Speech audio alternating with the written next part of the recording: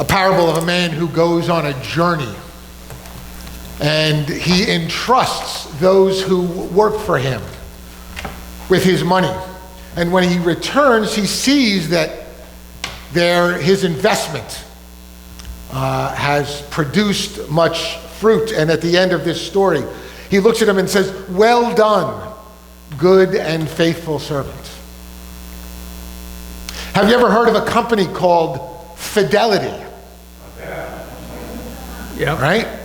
Sure. They do the same thing, right? They take your money, they invest your money in ways that will hopefully make it reap a benefit. They do the same thing. Fidelity means faithful or faithfulness to a person, a cause, or belief that is demonstrated by continuing loyalty and support. It means trustworthy. Fidelity means true and sure, and the parable serves as a metaphor that encourages us to invest the gifts we've been given, the talents we've been given. So instead of looking ahead as my report usually does, my report today is mostly looking back in gratitude for a number of folks who have supported and invested in this church with their blood, sweat, and tears, their heart, soul, mind, and strength, their time, talent, and treasure, and are recipients of the inaugural Fidelity Award. Millicent Hawk, would you join me up here?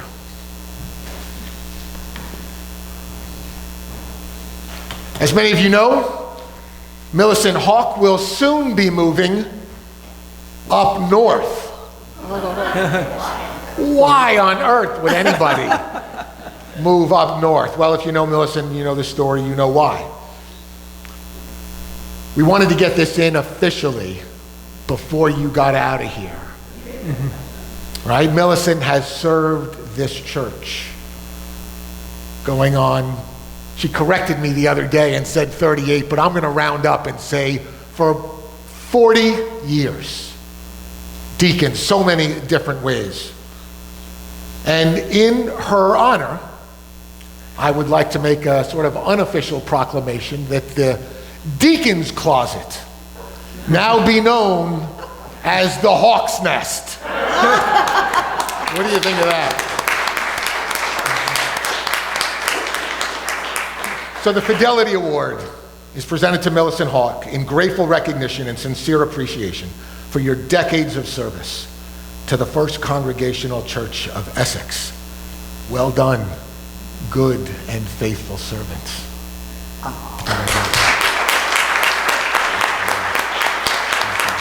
going to give you this too. She's got to pack it up, so I'm going to give her the box and make sure she's got the box.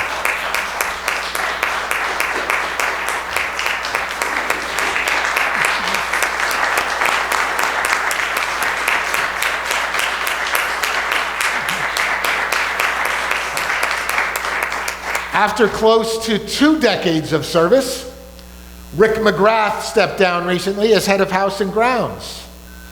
You don't think of House and Grounds at this church without somebody saying, "Call Rick. Call Rick. What are we going to do? There's water in the basement. Call Rick. There's a light bulb out. Call Rick." I've done some math, and we have figured out, as Tammy mentioned, it's going to take 4 people to replace him. But we are transferring that vast amount of knowledge and know-how to the new team. Rick, come on up. In his honor, I'd like to make the unofficial proclamation that the closet where the tools and the boilers are kept be lovingly referred to as Rick's room.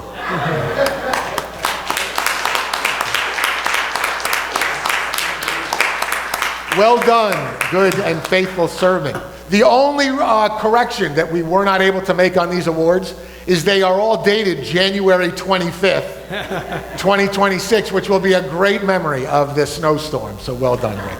Thank you very much. Here you go.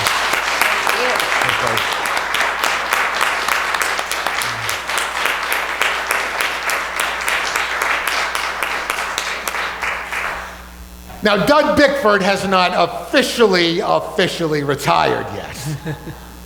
He's been training Keith as his replacement, slowly working his way out. Another 40 years plus, 45, but who's counting? Right? Collecting the offering each and every week. Balancing the books. I did a little math. That's almost, actually, my math reflects 40 years.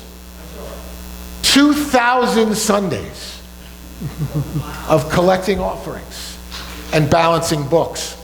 I'm going to make the unofficial proclamation that where Doug's chair and computer sit be known from this day forward as Doug's desk. Doug, come on up. Actually, you know what? I'm going to bring this to you. Let me bring this to you. Stand up for a second. Stand up for a second.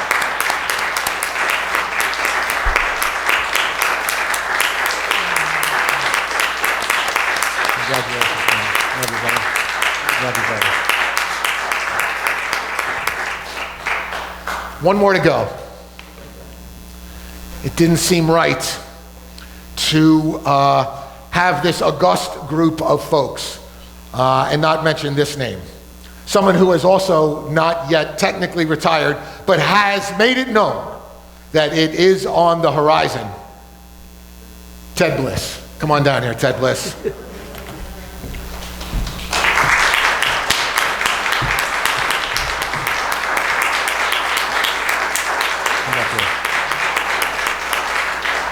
Another good and faithful servant, really hard to replace.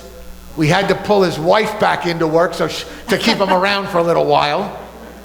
But we could just not leave him out of this inaugural class with another over 40 years of service to this church. I tried to come up with a place to name after Ted, but whenever you see Ted, he's always somewhere else. You know, he's standing here, he's over there. So my unofficial proclamation is that henceforth, the budget will be referred to as Ted's Tally. Well done, good and faithful servant. Congratulations, Ted. Thank you very much.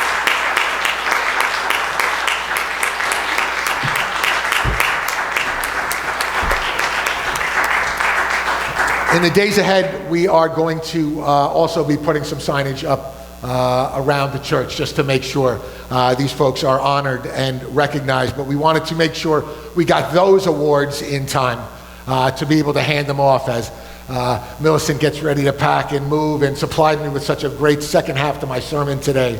But we are so grateful for these folks. And these awards are simply a reminder of our gratitude for decades, literally decades, of faithful service to this community of faith.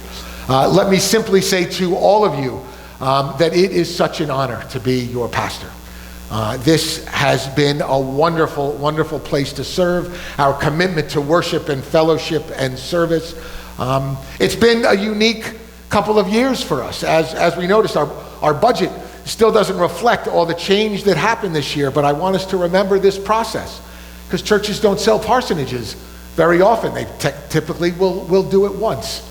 But the process that we use together as the body of Christ, as a community of faith working together. Someone asked a question 2.5 years ago. What are we going to do with the parsonage? Someone asked a question. So we put together some small focus groups and got some discussion going.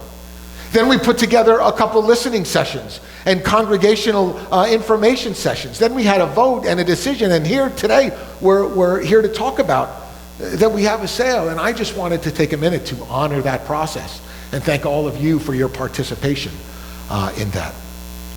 It was a difficult decision, but the resources that will come from the sale of that parsonage, I believe, will help us move forward in the years and decades going forward, like nothing else ever will. Thank you again to those of you who have served for 20, 30, and over 40 years. And thank you to all of you who have stepped up into leadership, stepped up into new positions. We couldn't do it without you. It's like a bike and a watch and the human body and the body of Christ. We are one body with many, many parts, all working together to love and serve the world. So thank you all for what you do. Would you give those recipients another round of applause, please?